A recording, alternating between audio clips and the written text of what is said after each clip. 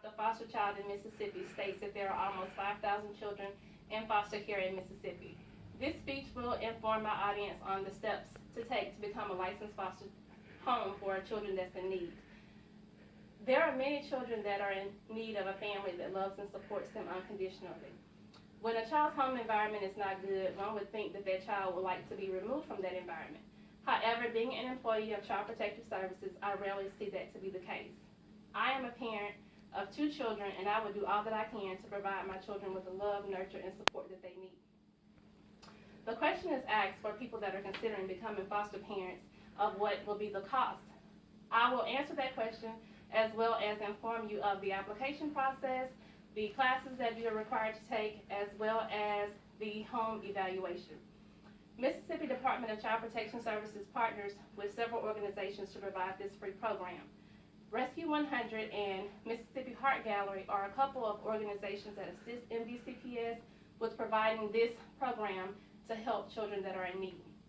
According to the website, mdcps.ms.gov, in order to be eligible to apply for this program, you would have to be a current resident of Mississippi, you would have to be at least 21 years of age, you would have to be able to pass a criminal background check, be financially self-supporting, and have no more than 4 children currently in your home.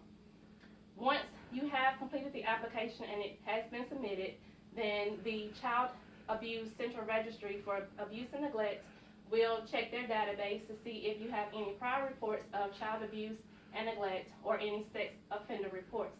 If there are no reports found, then you will receive a notice stating of your initial approval as well as your assigned caseworker and the mandatory trainings that you would have to complete. Now that I have told you about the application process, we will move on to the classes that you are required to take. In order to understand the agency and their purpose, you have to take these classes. First, you would take orientation. This is to give an overview and a mission of the department and what they do to help children and families that are in need. Typically, the classes are at least 2 hours, and it is mandatory for you to take this orientation class before you can move on to the training. After you have completed orientation, you would then have to take a series of classes.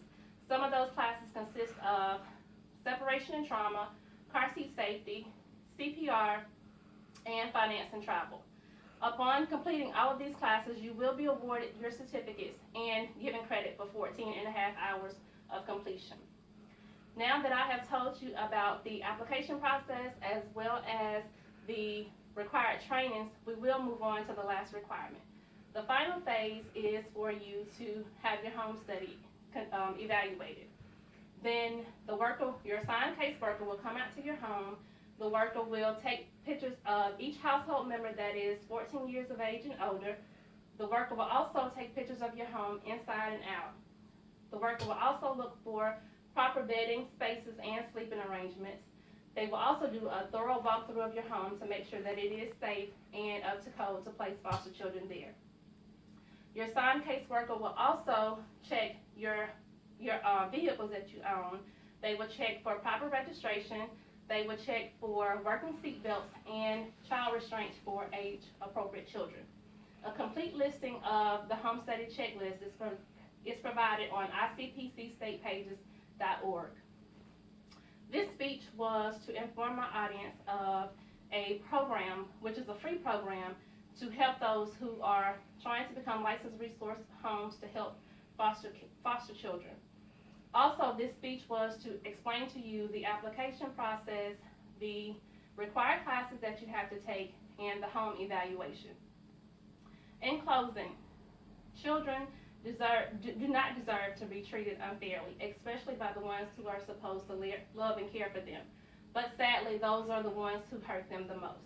Considering becoming a licensed resource home for a foster child is definitely challenging, but it is very rewarding.